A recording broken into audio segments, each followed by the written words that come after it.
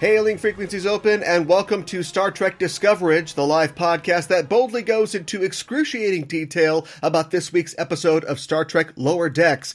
I'm your host, Aaron Coker, a.k.a. Caliban, and I hate to break it to you, but Klingon acid punk is just derivative of Horta stoner metal.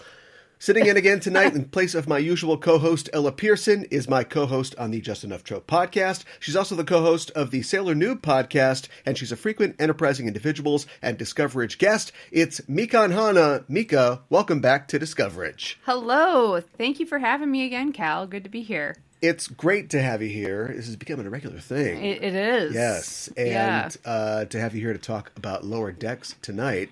But first, let's talk about you. Oh boy. What's going Here on we go. in the world of Mika and Hana and the Just Enough Trope podcast? Well, what is going on? What's going on? No, not that.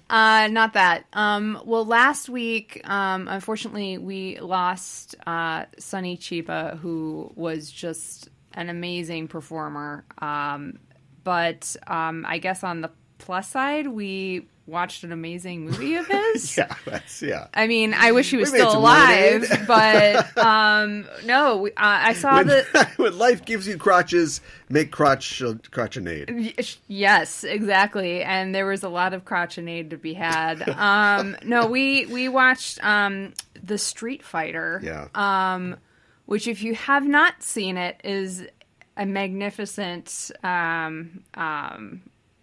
action film, and just really great acting by Sonny, and just his expressions are amazing, and his martial arts it's really cool. I think it's really well done. It's very violent, so if you don't like that sort of thing, then maybe not the film for you. But you can tell why Tarantino was a fan of Sonny Chiba. There's always like whole football teams worth of guys trying to kill these kung fu guys. Yeah. And, Bruce Lee, the proof is in the pudding, the proof is in the pile of bodies at his feet. Sure. But like his expressions are just sort of, he's in the moment. He's doing the Jeet Kune Do. But yeah, you look at Sonny Chiba and it's like, do I want to get into this at all? Yes. Like, do I have any chance of coming out of this? No. Feet first, head first, whichever way they're going to, or just out the window, head first out the window, probably. Probably. And so, yeah, he's a real scary guy. And then you see him rip a dick off, and it's like, well, I'm out of here. New career for me. Yeah.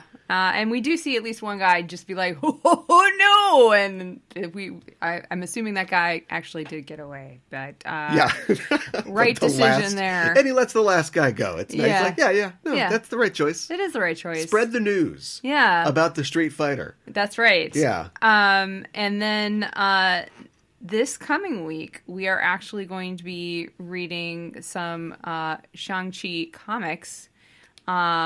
Looking forward to the release of the film, The Ten Rings. Yeah. So, which will be the following week. I can't believe that's already. September's almost here already. Yeah. Well, time flies, and nobody can ground it. So that's it's just going to happen. That's true. It's just that's one of the facts of life. Well, it's great to hear what's happening on the Just Enough Trope podcast. I wanted to mention that I've been streaming on the Just Enough Trope Twitch channel at twitch.tv/Just Enough Trope, and we've been doing some Star Trek games recently. I actually have on the YouTube channel, on the Just Enough Trope YouTube channel, I just finished my Elite Force playthrough. Oh. So there's about 11 or 12 different episodes where I go through the 2000s Unreal Tournament shooter, or was it Quake? It's either Unreal or Quake. I know somebody's going to be mad at me that I can't remember that. Somebody's yelling at us right now through the airwaves, and we can't hear them. But it's a fun game. You wouldn't think that Star Trek is about first-person shooting, but this one is, baby. And so somebody's got to be a first-person shooter in the Star Trek We've got universe. that, and then I thought, what the heck? Let's go on to Elite Force 2. So I'll be starting that and streaming that on twitch.tv, Just Enough Trope in the future. So check that out. That's awesome. Very cool. Well, this is the part of the show where we usually talk about the news in the world of Star Trek, and sometimes the news is bad news, and it's with a heavy heart that we announce that Eddie Paskey passed away on August 17th at the age of 81, and Paskey played Lieutenant Leslie on 58 of the 79 episodes of Star Trek: The Original Series. He first appeared in the second TOS pilot, Where No Man Has Gone Before, and he only received on-screen credit twice, but he had speaking roles in 4 different episodes. He only talked 4 times. But otherwise, he was just always there in the background. Kirk's telling Mr. Leslie to do this or that. And just one of those guys that was just always, part of the production and the family. He also was a stand-in for Shatner. Really? And a sometime stunt double. And he was a hand double for James Doohan's hands for the close-ups. Really? Yes. So, you got a Kirk body, but you got James Doohan hands.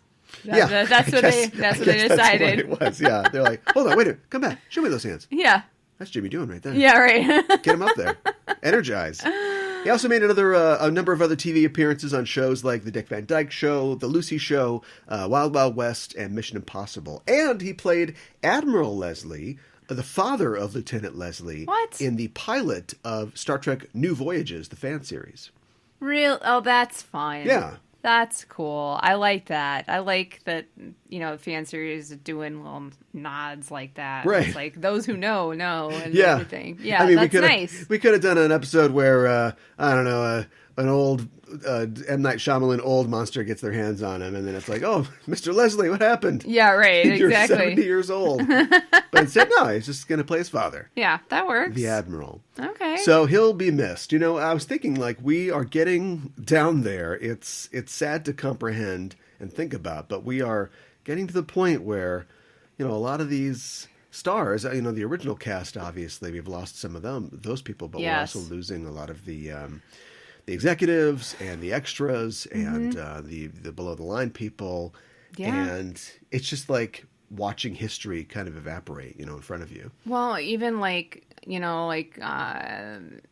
the series is from the 90s. We've lost some really big names from DS9 in the last couple of years. Wow. That was really hard to deal with. So, yeah, I know. And not to be even more depressing, but every time I hear about Nichelle Nichols and the situation that's going on there, it's just like my heart breaks a little bit more, Yeah. And I just want to know that she's being treated well, and that I just wish it was a better situation.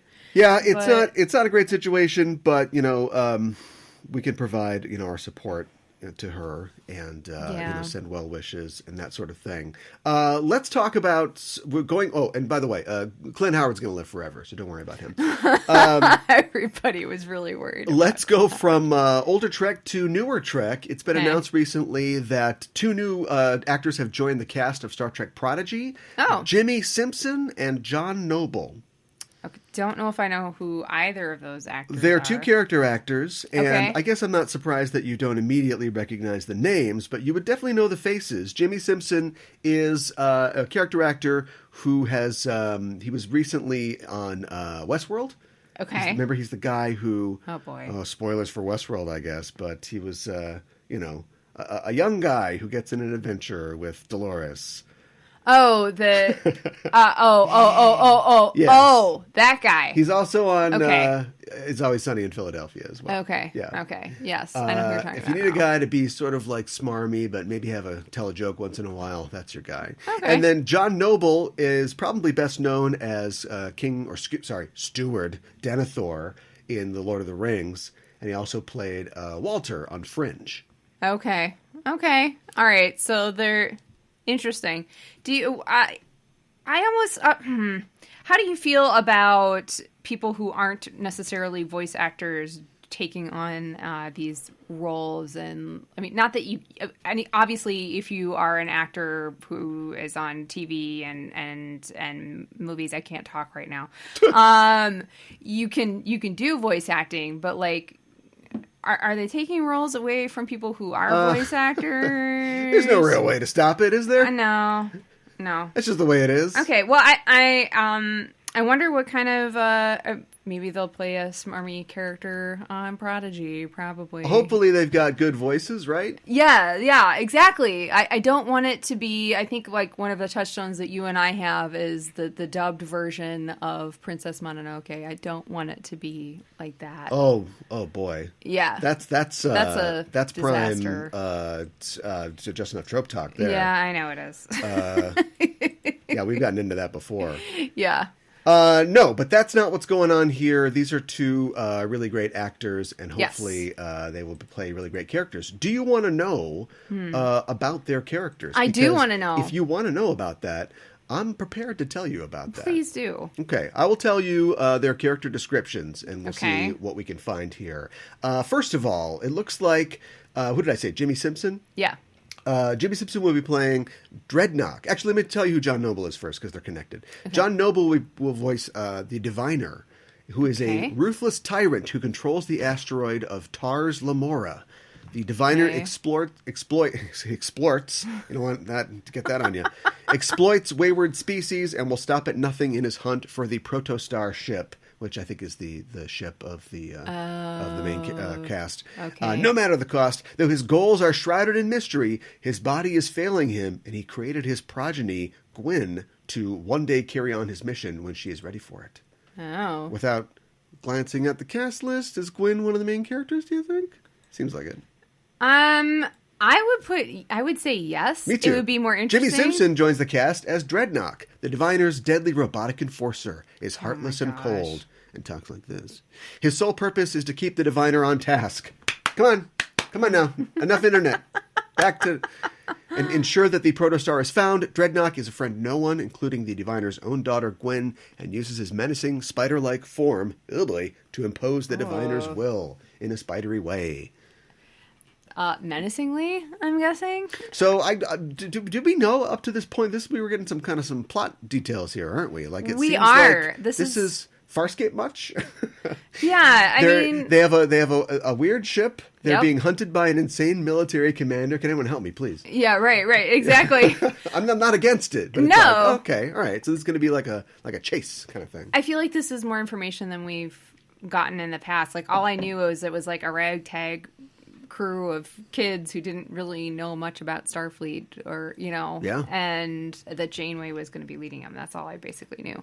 But I'm, the more I hear about Prodigy, the more excited I am about it because it's just seems like something that Trek hasn't done before. And I'm also excited that Janeway is going to be back, but yet different. Are you excited about the return of Robert Beltran as Chakotay? No. Should I be? Let me take that back. Yes. Robert Beltran mentioned just this last week that he was working on the new series. Mm-hmm. And the Hagemans, these are the guys that are creating the show, writing it and producing it, they tweeted that Chakotay was trending and that was A-okay with them. Yeah. And so people have put two and two together, unless there's some kind of swerve coming. Looks like Robert Beltran will return as Chakotay. I mean... That's cool, and no shade against any Chakotay fans. I guess I just feel a little weird about it because of how the guy. It's not his fault that the guy who was the yeah.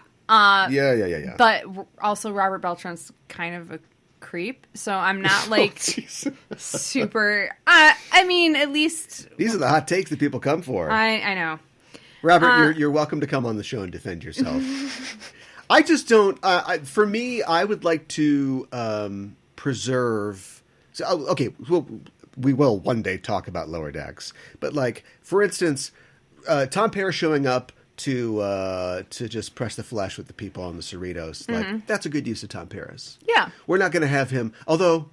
Well, we'll talk about that later.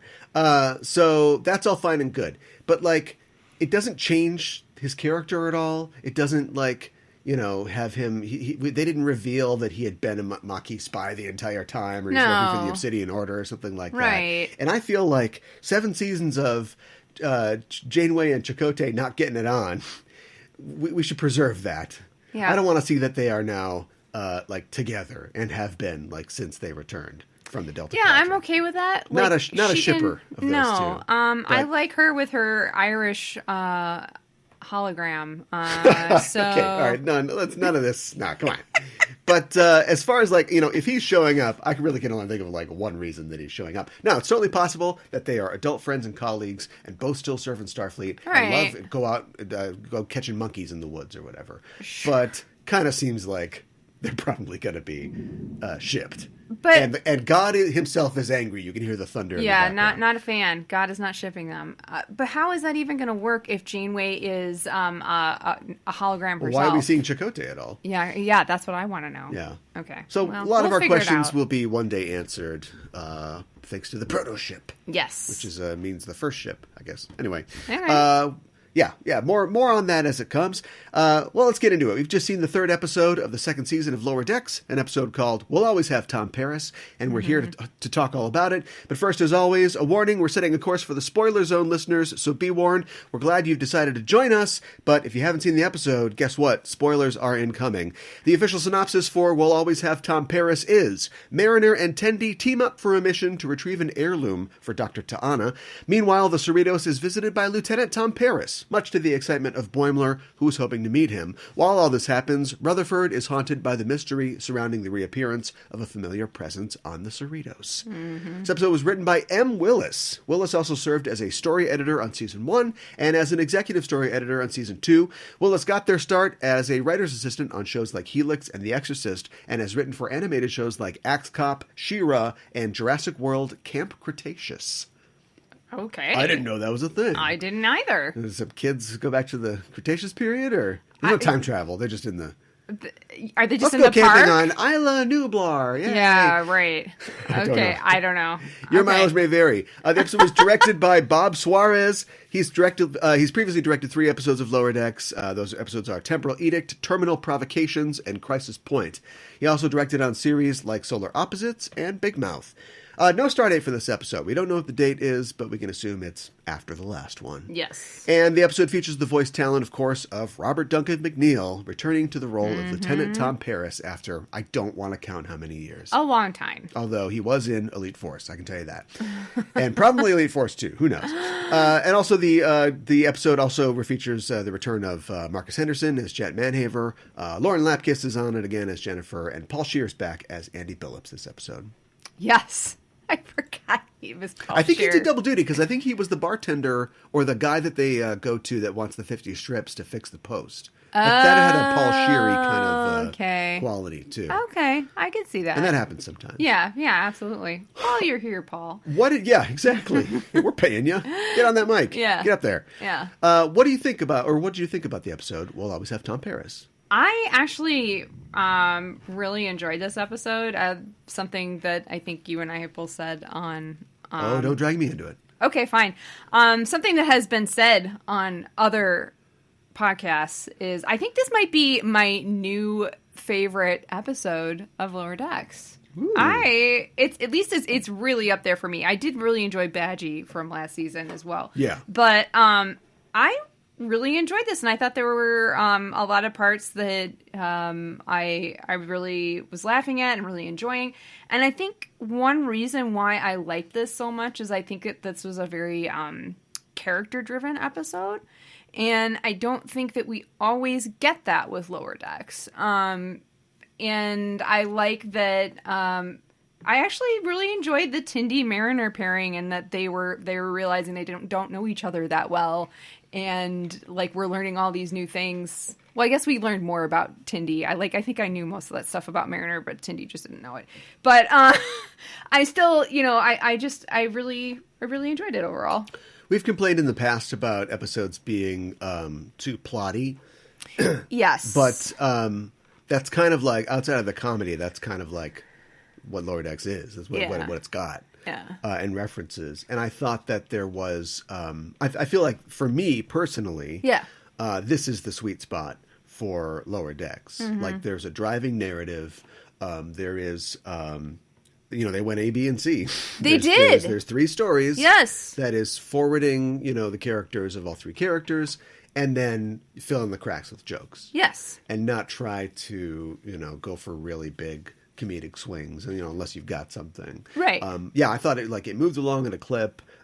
you were interested to see how everything was going to kind of pay off with all the different characters. Yeah, exactly. And yeah, there was some funny bits. There's some good jokes. Yeah, I cared about what everybody had going on this week, which isn't always the case. Like sometimes I just care about like one storyline. Is Boimler going to get his papusa? That's what I need to know. Yeah, right. That's the end. The very end, he should have been. I guess you can't eat off that plate. You would never eat off a collectible plate. Oh no. I mean, I did like it is a plate though, and I guess even in the future, collectible plates, because that's not. No, it's impossible. It doesn't make any sense if it's from the 20th century. I guess like there was a show called Voyager. You're right. It doesn't make any sense anyway. But they're good plates, and it's ceramic, right? Yes. So I don't know. Maybe the paint would flake if you superheated it, but it is just a plate. Yeah. And so it worked out fine. Yeah. I like that part. I like that part too. And he's like, "Oh, hot." It's is it? So okay, all right. Let's get through this. I like Robert Duncan McNeil, and I like Tom Paris a lot. Mm-hmm. But is Tom Paris, the presence of Tom Paris, kind of a joke? Maybe. This isn't like, because this guy just got off the Titan where he's serving with Captain Riker. Yeah. Yeah, you know what I mean? And Commander Troy. Yeah. Like, and it's like, oh my, Tom Paris. Now, once again, we can't punch down on Star Trek, right? Yeah, but he does mention the fact that he's had all of his other Voy plates signed. Like, this is the last one. If you were going to wait to get a signature from, let's pick a different show. Not this show. Yeah. Not this show. Yeah. If I was going to get all my Supernatural plates signed, sure, maybe I'd wait a long time to get the Loki plate signed. Or whatever. I can't remember that actor's name. He was in a beer commercial. Yeah. I'd get the Sam and the Dean and the Bobby first. Yes. Right? Yeah. Is the fact that he's getting this one done last, it's like, oh, okay, now I have to do this. But you can't. That's a good question. You can't take a crap on Robert Duncan McNeil for coming back to the show. No. And so, he's not playing it that way. But no. if you could, let's say you could punch in a certain direction on Star Trek, would you lean on that a little more? Maybe. I swear. Okay, let me see if you caught this or if this is a thing or if I'm reading into it too much. Because he's like, oh, I've got all the Voy plates from Janeway. I swear he said from Janeway down to Harry Kim. I swear he said that. Well, that's the rank progression, isn't right. it? Well, that's true. Ensign Harry Kim. But, I mean, yes, but he seemed like super excited about it. He didn't get his Kess one signed, I know that. There isn't one. Wow. There should be one. But... There should be one. He didn't get the Neelix one. No, Neelix was not mentioned. Nor was 7 and 9. Anyways, he seemed really excited about it. So it's either that we're leaning on him not being that great of a character, or he was his favorite, so he saved him for last. Okay, all right. Okay. All right. Boy, you can lead a horse to water. Or maybe you can't. Maybe you can't make the horse go anywhere at all. Much less tell them what to drink. I'm just trying to be positive. That jolt cola down, horse. I know. Well, and we had to get the lizard salamander joke in there. So, even though you have to. Made it manifest last year when they had like a salamander character. Yeah, that's true. But you're not gonna not make that joke. No. I didn't freeze frame everything, but I did look specifically at his plate. Where's Tom's wedding ring? Ooh. I'm not. Oh no! Hold on. Wait a minute. I'm not suggesting that he leaves it behind when he goes out to tour the fleet. I'm not saying that at all. But I'm saying you added all that in. The Tom and B'Elanna relationship still going. That's what I was oohing. I would like to think so. I would be. There's this thing in Star Trek because, especially in the extended universe. Not that this is. I know this is canon, but like it's definitely like fan fiction, where everybody has to stay together forever because you don't want to see. We don't want to hear later that Riker and Troy called it quits. Right. Even though that happens, especially like when you lose a child or something like that. That is tough on a relationship. It's a very traumatic thing to go through. And to the point where, Geordi LaForge in the I think the Destiny books or maybe the Control books, he gets together with Leah Brahms. Because of course he does. Because we saw him kiss her before. So we know he loves her forever. Oh my goodness. There's absolutely no way that the show could have told us in pretty much well, mostly in no uncertain terms, that they are not supposed to be together. No. But then later on, no offense to a friend of mine who wrote the story, later on it's like, oh, we'll just get them together. They're together. So, like, once they, we move into the extended universe, you have to kind of preserve these things in amber a little bit. Right. But I mean, like, I could totally see Tom and B'Elanna, like, they were an unlikely pair, but I could see them being like, oh, I don't think this is working. Like, we're not stuck on a ship in the Delta Quadrant anymore. Yeah. So, I mean, I could see that happening. I don't like to think about that happening. Because I'm not happy about it. I just think it's it's kind of realistic. It is. I think I like Tom more when he's with B'Elanna, if that makes sense. But he never really worked out as the bad boy, did he? No, I didn't.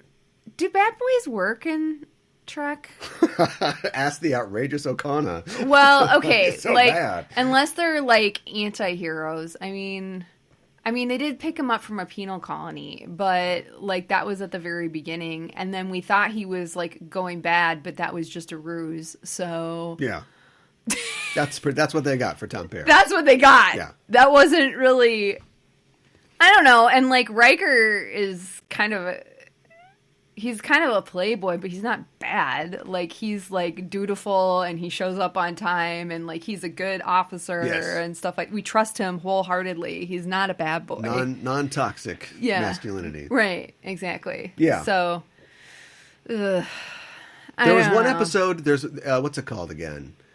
I don't know. It's one word, and I can't remember what it is, but it's the face-off one. We talked about it on Backtracking. Okay. Where after, I think it's like halfway through the 4th or maybe the 5th season, and like after 4 or 5 seasons of Tom Paris just basically pulling all of his teeth, he's not a bad boy. Why was he ever in that prison? Right. But like this alien comes on and basically is like it's actually kind of like a metaphor for like a same-sex relationship, I think, up to the point that it turns out that the guy is like a face-stealing like alien. But he plays on Tom's insecurities because he's like, Tom, you used to be Tom Paris. You're cruising around. Now you're just like working on an old fake car on a holodeck. And like, what happened to you? You're going on dates. What happened to you? Right. And it's like, oh, good question. Doesn't really matter. Not what the episode's about. No. Everybody swaps bodies and it's just a good time. Yeah, and this guy just totally steals your body and doesn't ask you. It's really horrible. And when you think about it. Let's talk about they set him up good for the Kazon bit. That's good. That was awesome. But I loved that. I would like to take that Boimler dressing up like a Kazon and then definitely just step off onto Mariner dressing up like an Orion and talk about people dressing up like races that they're not in this episode. Oh, that's true. Yo, turd in the punch bowl. Wow. Brought the party down. I mean, okay, first of all, Boimler. Let me it's talk weird about when Boimler it's colors first. because all the time, Kirk throws on some ears, or they put a forehead on Odo or something like that, which doesn't even make any sense. And that's all fine and good, Or if it's like a disguise that the but doctor it's like, does oh, or let's something. make somebody a different color. And the Kazons were all mostly white guys who were definitely wearing a darker foundation, right? And then you've got Mariner like greening up. Yep. To the point where the Orions are like, false green! Yeah, I know. That Have was funny. Have they run into this problem before? It sounds like they have. Like, Tindy had a thing right there to make her green, so she must have come prepared or something. This must be a thing. It must be a thing. People trying to, like, slum it in, oh boy, the implications of all this are absolutely terrible, but people pretending to be Orions. It's not great. Like, are there people pretending to be Anyway, Orions Mariner did to green trade? face. That's all I'm trying to say. Okay. It's not a big deal. All right. But like Boimler was like not on purpose. No, but yeah, I the do. show I know made the show him do did it. it. Yeah, I know. That's one of those like sitcom plots that is kind of stock, but can pay off, and I think it pays off in this episode where you go, I never really put these two characters together. Yes. Maybe it's because they have nothing to work off of each other. But I think they did find interesting points of contact between Tendi and Mariner. Especially when we go to Orion planet and the pirate Orion planet, and we see this whole different side of Tinty. Yeah. Well, I think it works a lot better because she's cast as like the straight-laced character in this episode, when 2 episodes ago she was like ready to pull Rutherford's brain out because she was obsessed over. That's so it's true. like maybe she's not quite as, the opposite of Mariner as we like to think. But I thought that the contrast was set up well between them. While we're talking about weird problematic stuff, go for it. What do you think about the Orion jokes? I definitely think that Trek or Lower Decks should get to have its cake and eat it too. Yeah. But it's like, it goes back to that, the thing that we always like to harp on about not punching down. Like, what kind of jokes do they want to make? And it's one thing to go like, oh, using the Nexus. Or like, what did one of the Shaqs in Rutherford's vision? Was he dressed up like Abraham Lincoln? There was an Abraham Lincoln Shaq. I don't know. Probably. Yeah, like there were a lot of different A-okay, Shaqs. good stuff. Yeah, right. But like, oh, here's some jokes about like the problematic history of the Orions as written by gross guys in the 60s and then later gross guys in the 90s and early 2000s, And so it's like, do we want... I know it's just a funny haha laugh show, but do we want to use Tendi to rehabilitate the Orions, like, as a species? Or do you want to have her talk about, like, the stigma? And she's like, people think we're just thieves and pirates. Oh, I got a cousin that works at a thieves' den at a pirate outpost. I know! Like, okay, all right. But that was... I know. No, it's funny. But it's funny. But I feel bad. It's one of those things I feel bad laughing at. Okay, now I feel bad laughing at it. Oh, good. I didn't feel bad I was watching the show because I was like... 2 turds in a punch bowl. Yeah, right, exactly. When we were watching it, I was just like, ha ha, that's funny, yes. I mean, here's the thing. We have an Orion who's one of the main characters of the show. And we're all about making jokes. I think you can't have her on the show and not acknowledge that, at least somewhat. I don't know how much you want to, like, mine that. I feel like they've jokes. done it every episode this year. Somebody has said something about it. So maybe we're building to something. I don't know. But somebody's said, like, oh, an Orion. It's too much. Yeah. Yeah. And they haven't been, like, Federation people necessarily. Maybe we don't expect them to be as enlightened as our Starfleet officers, but it's just like, it's still in the water. I understand the show what you're water. saying. Yeah, that's an expression, the show water. Yeah, like why? Yes, absolutely. Why are we shining a flashlight on it so much? A spotlight and beacon. I think they're called beacons in the Star Trek universe. Beacons. Yeah, sure. Okay. Yeah. I'm surprised you didn't know that. Oh, all right. So anyway, so what's your favorite kind of reference? Where they just list a bunch of things that happened in Star Trek before, or when they do something on the show that is clearly a reference to something previous. So like the Cation libido post is, the fact that like Cations have to rub up against a post every year. Right. That's like, okay, that's a cat joke, and it's also like a Pon farr thing. And then Tendi has to say, it's like a Vulcan on Pon farr. Yeah, we got that before, but okay, here we go. Or like they go to a bar and like play Dom Jot Mariner. Yeah, I know. I was like, I was like, oh, who's getting stabbed? I know. I was like, why are you even approaching the Nazicans? Like, you should know better. I know.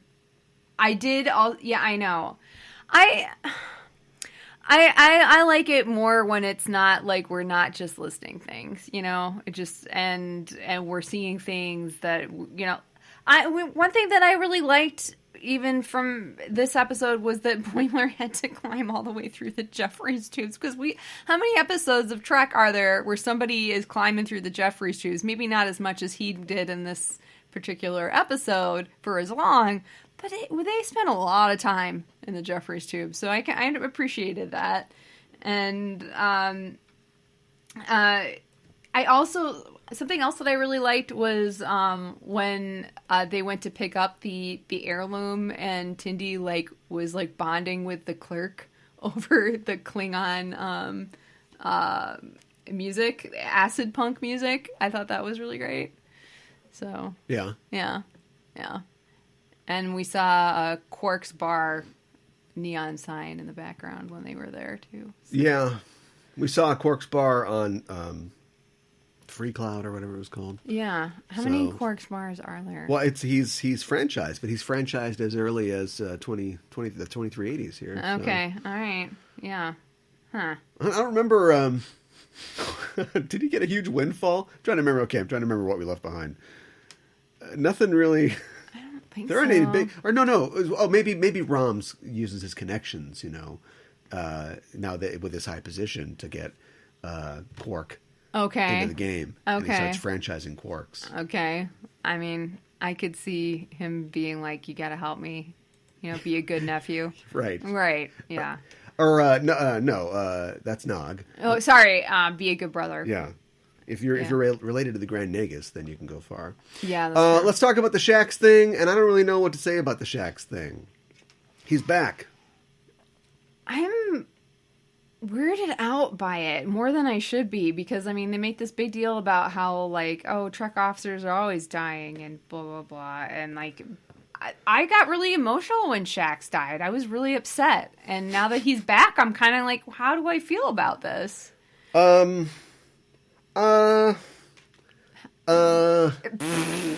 don't know. You don't know? I don't.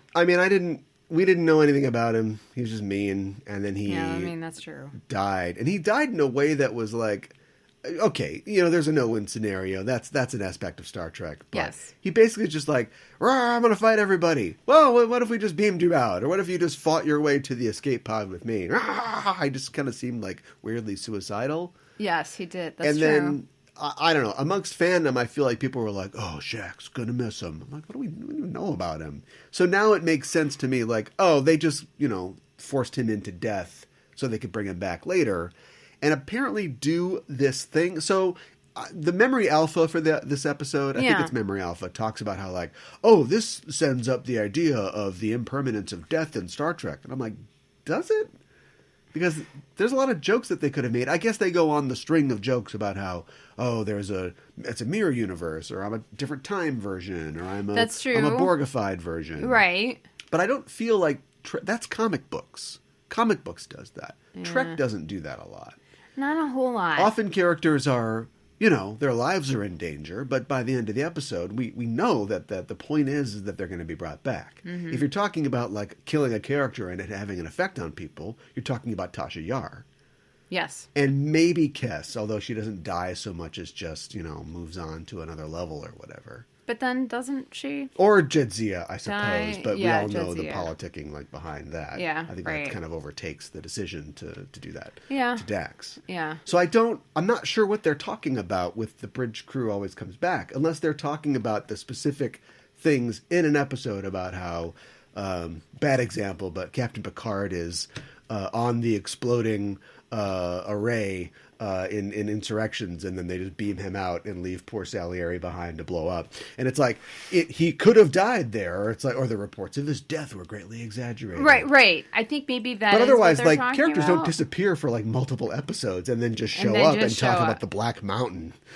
No, that's not a thing. The Black Mountain and the dark truths about scientific depravity. It's like, wait, are we building to something with this too? Is this going to be a runner? Are other characters who were dead going to come back? All I'm saying is, if it's a joke, I should be going ho, ho, ho, ho, like this. You know? Yeah. I don't feel like it wasn't very funny. But yeah, I think that they were just talking about like the near death experiences and like how did they get out of that one and that sort of thing. But I don't know. I guess Geordi turned into a gooey, veiny monster one time, and then they just turned him back. That's true. Yeah. Tom turned into a salamander. Yeah, so did Janeway. They just turned him back. Yeah, uh-huh. Is this what we're talking about when the bridge crew comes back? Is this a John Scalzi Red Shirts thing where it's like, we're not the main characters, so, I fell through a floor and now I'm dead. Or I got turned into a duodecahedron and then I got crushed. That's a really good question. But that wouldn't happen to the bridge crew. No, and also Shax doesn't have a red shirt, so... Well, he's a security guy. The gold shirt's in your red shirt. Yeah, I suppose you're right. Anything that we missed on this episode? I don't... It's your last chance to make an impression. I don't think that there is anything that we missed. Okay. Wait. Boimler not being recognized by the ship. Like, is that really like him? We didn't miss that. Oh, okay. Did we? I don't know. I thought maybe it was because maybe he's the clone or something like that. Or Interesting. You know? Lower Decks has shown little to no ability I know. to plot that far ahead. I know. But this is the second season. Yeah. Maybe, I feel like I wanted to talk about this last week and you weren't interested. Oh, sorry. But now you want to talk about maybe he's the clone. I went off for a long time about this. And you're like, that's great. That's great. So anyway, yeah, maybe. Yeah. It also, they mined all the comedy from his storyline out of that, like him not being in the computer. But right. But yeah, I like that. I'm gonna take that. Okay, please. I'm gonna take that in good faith. Okay. And pretend like it's mine when Ella gets back. Okay, sounds good. I think that's it for our show this week. Thanks for listening, joining a listener. This is not join us. You got it. If you like what you hear, things like that, you can follow us on Facebook and Twitter at EISTpod for updates, and to get notified when new episodes of both Enterprising Individuals and Discoverage are released. And you can tweet to us on the show using the hashtag Discoverage, or email us at eistpod@gmail.com. And while you're on the internet, why not head to your listening platform of choice and subscribe to our show feed. Give us a rating and a review, because those things really help us out. If you want to help the show grow, stop by our Patreon page at patreon.com/EISTpod. And as always, if you like the show, tell a friend. Discoverage will return on September 2nd for the 4th episode of Season 2, which is entitled, we don't know. They haven't announced it yet. That happened last week, too. Yeah. And maybe, I don't know, is it a thing where, we got to keep it close to the vest? We haven't landed Tom Paris yet. Because I feel like you'd want to let people know ahead of time. Yeah, right? Tune in next week so you can see Tom Paris. So God only knows, if maybe William Shatner will come back next week. We don't know. They haven't announced it. I can tell you that Phil Lamar will be back as Admiral Freeman. Okay. So maybe we'll get a little more Mariner, backstory, family stuff. That would be cool. Whatever happens, we'll be here next Thursday to cover it. We'll be going live once again at 8 p.m. Central, so join us then. You can follow us on Twitter or Facebook at EISTpod to get notified when we're live and broadcasting. In the meantime, why not check out our main show, Enterprising Individuals, at enterprisingindividuals.com. Every Wednesday on the show, I and a special guest discuss in excruciating detail a selected episode from a Star Trek series. We also have news from the Trek sphere and interviews with special guests. Our latest episode just dropped, and on it I'm joined by Matt Baum of the YouTube series Culture Cruise to talk about the TNG episode The Host, and how it's almost, but not really quite, the first instance of a transsexual character in the franchise, and how the Trill, at least in the 90s, had to stand in for trans and non-binary characters in Trek. It's a fascinating discussion, and Matt, of course, has a lot more to say on the topic with his work on YouTube, so check out his videos, and you can hear that episode at enterprisingindividuals.com or wherever you get your podcasts. Mika, thanks as always for joining me to talk about tonight's episode of Lower Decks. Remind people where they can find you online. Yes, I am at Mikan Hana on Twitter and justenoughtrope.com. And, of course, you said that we'll be talking about Shang-Chi. Yes, we'll be reading the comics. And the comics. Yes. On the upcoming episode of Just Enough Trope. Yes. So check that out. And that is it for us. We are signing off. This is Aaron for Mika saying live long and prosper.